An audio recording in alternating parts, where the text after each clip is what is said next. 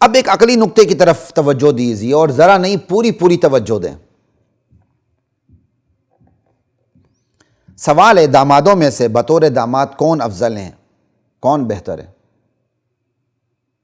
اللہ اکبر۔ اس سوال کا مکمل اور یقینی جواب کون دے سکتا ہے؟ سوال کیا گیا ہے نا کہ نبی علیہ السلام کے دامادوں میں سے افضل داماد، بطور داماد افضل کون ہے؟ ایمانداری سے بتائیے اس سوال کا جواب کون دے سکتا ہے؟ ایک، ایمانداری سے بتائیے یہ سوال پوچھنا کس سے چاہیے؟ آج کے کسی عالم سے یا خود رسول اللہ سے جو سسر ہے؟ آج کے عالم دین سے یا خود ساس سے جو حضرت خدیجہ بنت خویلد رضی اللہ تعالی عنہ ہے؟ اللہ اکبر کبیرہ والحمد للہ کثیرہ۔ ہم تو اپنا عقیدہ قرآن و سنت کے مطابق رکھتے ہیں، اور جو لوگ یہ کہتے ہیں قبروں پر جائیں، وہ سنتے بھی ہیں، آگے سے جواب بھی دیتے ہیں، تو جائیں نبی علیہ السلام سے سوال کریں یہ اور جواب بھی لے لیں۔ میں تو اس مسئلے میں نہیں پڑھتا، نہ میں اس مسئلے کو کوئی بڑا مسئلہ سمجھتا ہوں، لیکن یہ کہنا کہ سنتے بھی ہیں جواب بھی دیتے ہیں، تو جائیے، امت میں یہ سوال پیدا ہو چکا ہے، نبی علیہ السلام کے روضہ رسول پہ تشریف لے جائیں، سوال بھی کریں جواب بھی لے لیں۔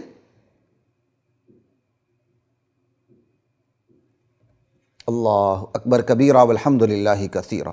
سوال یہ ہے کہ نبی علیہ السلام کے دامادوں میں سے کون سے داماد افضل ہیں، یہ سوال، اس سوال کا مکمل اور یقینی جواب کون دے سکتا ہے؟ اور پھر سوال یہ ہے، یہ سوال پوچھنا کس سے چاہیے؟ ظاہر ہے یہ سوال ساس سسر سے ہی پوچھا جا سکتا ہے، ظاہر ہے اس سوال کا جواب یقینی طور پر ساس ہی دے سکتی ہے اور سسر ہی دے سکتا ہے،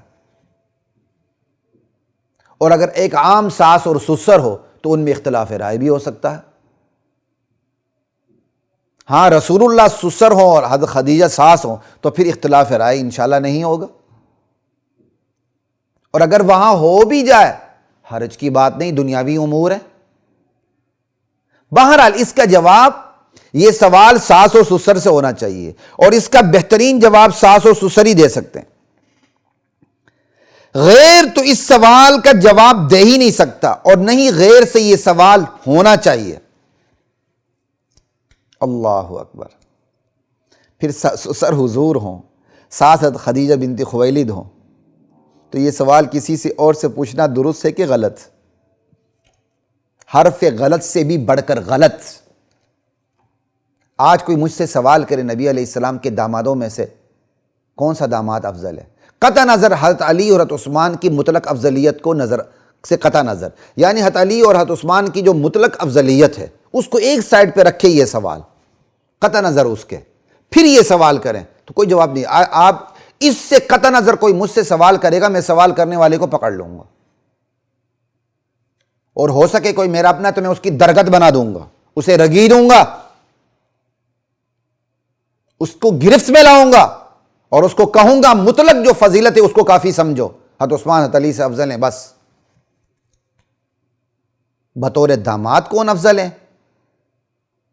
جو علل اطلاق مطلق فضیلت سے، اس سے قطع نظر، اس کو ایک طرف رکھتے ہوئے، صرف بطور داماد اس حدیث کو ایک طرف رکھتے ہوئے، سمجھا، اجماع امت کو ایک طرف رکھتے ہوئے صرف بطور داماد سوال کرنا کہ افضل کون ہے۔ کوئی مجھ سے سوال کرے گا، میں سوال کرنے والے کو پکڑوں گا، یہ نہیں کہ میں سوشل میڈیا پہ غلط جواب دیتا پھروں، اللہ بچائے، دے سکتا ہوں غلط جواب، کیونکہ معصوم تو نہیں ہوں، معصوم تو صرف انبیاء ہیں، اور تو کوئی معصوم نہیں۔ تو یہ سوال کسی اور سے پوچھنا ہی حرف غلط سے بڑھ کر غلط ہے، اور حضرت خدیجہ سے یہ سوال ممکن ہی نہیں، آج بھی ممکن نہیں حضرت خدیجہ کی قبر پہ جا کے، کیونکہ حضرت خدیجہ رضی اللہ تعالیٰ عنہ جب حیات تھیں تو یہ مکمل 3 داماد نہیں تھے، حضرت خدیجہ کے ہوتے ہوئے حضرت فاطمہ کا نکاح تو نہیں ہوا تھا۔ اللہ اکبر۔ تو حضرت خدیجہ تو اس سوال کا جواب دے ہی نہیں سکتی، صحابہ نے حضور سے بھی یہ سوال نہیں کیا، حضور نے بھی کوئی جواب نہیں دیا، اور حضور کا اس سلسلے میں کوئی کلام موجود بھی نہیں۔ البتہ چند چیزیں آپ کے سامنے رکھتا ہوں، میں یہ اس لیے آپ کے سامنے رکھ رہا ہوں تاکہ آپ کو تینوں دامادوں کا تعارف بھی ہو جائے۔ 2 دامادوں کا تعارف تو ہے، حضرت عثمان کا، حضرت علی کا، تیسرے جو داماد ہیں جو ترتیب میں پہلے نمبر پر ہیں، سب سے پہلے داماد تھے حضرت جو مستقل دامادوں میں سب سے پہلے داماد حضرت ابو العاص بن ربیع اموی بنو امیہ سے، نبی علیہ السلام کی 4 بیٹیوں میں سے 3 بیٹیاں بنو امیہ میں گئی ہیں۔ بنو امیہ کو گالی دینے والوں ہوش میں آؤ، تمہیں شرم آنی چاہیے کہ مطلق بنو امیہ کا نام لے کے تم گالیاں دیتے ہو، دشمنان صحابہ کو خوش کرتے ہو، تم سے تو بڑا بغیرت دنیا میں کوئی نہیں ہے۔ انشاءاللہ ہم اس پر بھی پروگرام کریں گے۔ مطلق بنو امیہ کو گالیاں دینا، ان کی تنقیص کرنا، ان کی توہین کرنا، لعنت ہو ایسے لوگوں کے اوپر۔ انا للہ و انا الیہ راجعون۔ اب میں 3 دامادوں کے حوالے سے کچھ آپ کے سامنے بات رکھنے لگا ہوں، تینوں دامادوں کے حوالے سے نبی علیہ السلام کے۔ حضور صلی اللہ علیہ وسلم کی 2 بیٹیاں یک کے بعد دیگرے ایک ہی داماد کے پاس گئیں، اور بعض روایات میں جن پر اگرچہ کلام کیا گیا ہے یہ موجود ہے کہ میری 40 بیٹیاں بھی ہوتیں تو یہ میں یک کے بعد دیگرے عثمان کو دیتا چلا جاتا، اگرچہ ان روایات پر کلام موجود ہے۔ اولین داماد، اللہ اکبر،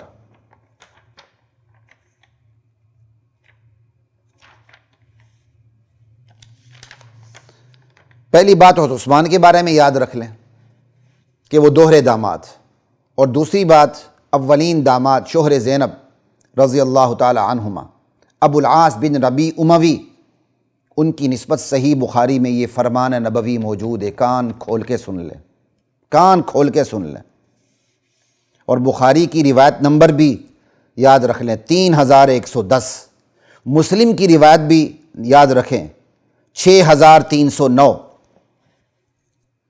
کیا نبی علیہ السلام نے اپنے داماد حضرت ابو العاص بن ربیع اموی بنو امیہ کے عظیم ترین فرد، داماد نبی، کیا بہترین طریقے سے نبی علیہ السلام نے ان کی تعریف اور توضیح کی، تعریف کی، اور کس موقع محل میں کی وہ بھی آپ کو بتا دیتا ہوں، وہ بھی حدیث سے ثابت۔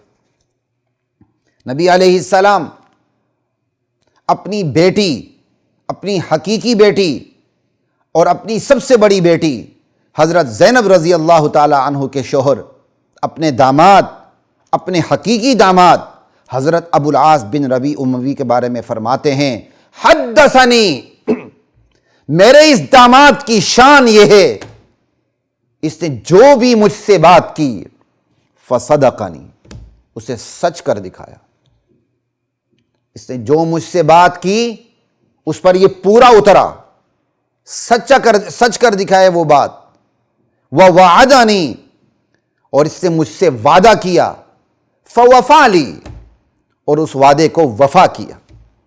اللہ اکبر۔ اور مسلم کی حدیث میں فوفا لی کے بجائے فاوفا لی ہے، باب افعال سے، وہ بھی وہی مطلب ہے، وعدہ کیا، وعدے کا ایفا کیا، وعدہ پورا کیا۔ اللہ اکبر۔ اور ساتھ کس موقع محل میں حضور نے اپنے اس داماد کی تعریف کی وہ بھی ذرا کان کھول کے سنیں، کان کھول کے، وہ لوگ سنیں جن کے اندر رفض کے اثرات موجود ہیں، صحابہ کی دشمنی کے اثرات موجود ہیں، وہ ذرا کان کھول کے سنیں۔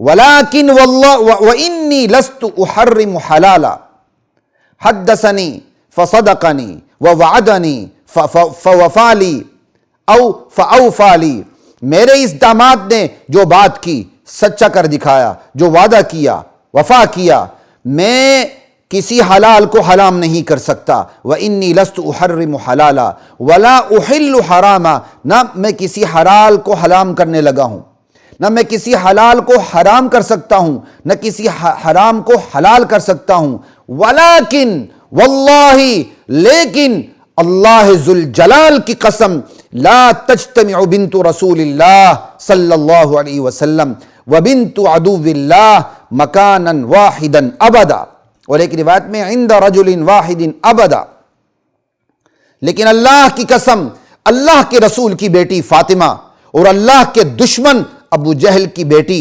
ایک ہی آدمی کے پاس ایک گھر میں جمع نہیں ہو سکتی، ایک ہی آدمی کے پاس جمع نہیں ہو سکتی۔ یہ میں نے آپ کو بخاری مسلم دونوں کے حوالے دے دیے، صرف تھوڑا سا الفاظ میں فرق ہے، مسلم میں فاوفا لی ہے، بخاری میں فوفا لی ہے، اور بخاری میں لا تجتمع بنت رسول اللہ و بنت عدو اللہ ابدا ہے، اور مسلم میں مکانا واحدا ابدا ہے۔ فرق کوئی مضمون کوئی نہیں، مضمون ایک ہی ہے، سمجھے؟ یعنی حضرت ابو العاص کی نبی علیہ السلام نے اپنے داماد کی تعریف کرتے ہوئے، ابو العاص کی تعریف کرتے ہوئے، تعریف فرماتے ہوئے حضرت علی کو روک دیا کہ فاطمہ کے ہوتے ہوئے تم ابو جہل کی بیٹی سے نکاح نہیں کر سکتے ہو۔ اللہ اکبر، کتنی بڑی بات ہے، کتنی بڑی بات ہے، اور کتنی بڑی بات ہے۔ سنتے جائیے، میں احتیاط کا دامن ہاتھ سے چھوڑنا نہیں چاہتا، لیکن حقیقتیں بھی آپ کے سامنے رکھنا چاہتا ہوں، سمجھ آئی بات کی؟ اللہ تعالی ہمیں تمام صحابہ کی، حضرت علی سمیت، حضرت عثمان سمیت، حضرت ابو العاص سمیت، خلفائے راشدین سمیت، بدریوں سمیت، مہاجرین سمیت، انصار سمیت، حضرت سعد بن عبادہ سمیت، حضرت ابو بکر سمیت، سب کی توقیر کرنے کی توفیق عطا فرمائے، محبت دل میں رکھنے کی توفیق عطا فرمائے۔ یہ تو منافقت ہے کہ ایک صحابی کا ساتھ دیتے ہوئے دوسرے صحابی کے بارے میں بغض ذہن میں رکھنا۔ اللہ تعالیٰ میری اور آپ کی حفاظت فرمائے۔ اب میں آپ کو تھوڑی سی تفصیل بتا دیتا ہوں۔ ہوا یوں کہ حضرت علی رضی اللہ تعالی عنہ نے ابو جہل کی بیٹی سے نکاح کرنا چاہا، ابو جہل ان کی بیٹی سے نکاح کرنا چاہا۔ حضرت فاطمہ کو پتہ چلا، حضرت فاطمہ نے شکایت کر دی نبی علیہ السلام سے، اور آپ سے گلہ بھی کر دی نبی علیہ السلام سے کہ آپ بیٹیوں کے حوالے سے ذرا غضبناک نہیں ہوتے۔ اللہ اکبر، یعنی لوگ کہتے ہیں کہ آپ بیٹیوں کے حوالے سے غضبناک نہیں ہوتے، شکوہ بھی تھوڑا سا کر دیا۔ نبی علیہ السلام منبر پر تشریف لے گئے، آپ جلال میں تھے، آپ نے حضرت علی کو ابو جہل کی بیٹی سے نکاح سے روکنے سے پہلے اپنے داماد حضرت ابو العاص بن ربیع اموی کی، جو حضرت خدیجہ کے بانجے تھے، سگے بانجے تھے، اور اسلام کے لیے قربانی دینے والی صحابی حضرت حالہ کے بیٹے تھے، حضرت علی کو نکاح سے روکنے سے پہلے حضرت ابو العاص بن ربیع اموی کی ان الفاظ میں تعریف فرمائی کہ حدثنی فصدقنی ووعدنی فوفا لی، ابو العاص نے تو جو مجھ سے بات کی سچ کر دکھایا، جو وعدہ کیا وفا کیا۔ اور پھر اس کے بعد آپ نے صاف الفاظ میں کہا، میں کسی حرام کو حلال نہیں ٹھہرا سکتا، کسی حلال کو حرام نہیں ٹھہرا سکتا، لیکن یہ بات سن لی جائے کہ اللہ کے رسول کی بیٹی اور اللہ کے دشمن کی بیٹی ایک گھر میں جمع نہیں ہو سکتی، ایک مرد کے تحت نہیں آ سکتی۔ یہ صاف الفاظ میں نبی علیہ السلام نے حضرت علی کو پیغام دے دیا کہ میری بیٹی کے ہوتے ہوئے ابو جہل کی بیٹی میری بیٹی کی سوکن نہیں بن سکتی۔ اب اس پر لوگ سوال اٹھائیں گے، بھائی سوکن تو غلط بات نہیں ہے، اس پر ہمارا شاید پروگرام نہیں ہوا، لیکن کہیں میں نے بات نہیں، اس پر میں نے شاید بخاری کے سلسلے میں یا مختصر درس حدیث شاید صحیح بخاری کے حوالے سے ہم بات کر چکے ہیں، آپ ہمارے چینلز کو دیکھ لیجیے گا۔ نبی علیہ السلام، اتنی بات یہاں کر دیتا ہوں چونکہ سننے والے نئے ہوتے ہیں، ان کے سوال جواب پیدا ہوتے ہیں کہ جب اللہ تعالیٰ نے اجازت دی 4 تک نکاح کیا تو حضور کیسے روک سکتے ہیں؟ بات یہ ہے اللہ تعالیٰ نے واقعی اجازت دی ہے، لیکن یہ اس حدیث سے یہ خصوصیت سامنے آتی ہے کہ اللہ کے رسول کی بیٹی اور اللہ کے دشمن کی بیٹی ایک گھر میں جمع نہیں ہو سکتی تھی۔ ہاں، اگر ابو جہل مسلمان ہوتا حضرت عمر کی طرح، ان کی بیٹی سے نکاح کرنا چاہتے تو حضرت علی حضور کبھی نہ روکتے، کیونکہ الفاظ یہی ہیں کہ اللہ کے دشمن کی بیٹی اللہ کے رسول کی بیٹی کے ساتھ جمع نہیں ہو سکتی، ابو جہل کی بیٹی رسول اللہ کی بیٹی کے ساتھ جمع نہیں ہو سکتی۔ یہ امتیازی شان تھی بس، ورنہ حضرت علی کسی اور کی بیٹی سے نکاح کرتے، یا ابو جہل مسلمان ہو چکا ہوتا تو اس کی بیٹی سے نکاح کرتے، حضور کبھی بھی نہ روکتے۔ اتنا جواب کافی ہے، ہم اس کا مفصل جواب پہلے کسی نشست میں دے چکے ہیں۔ بہرحال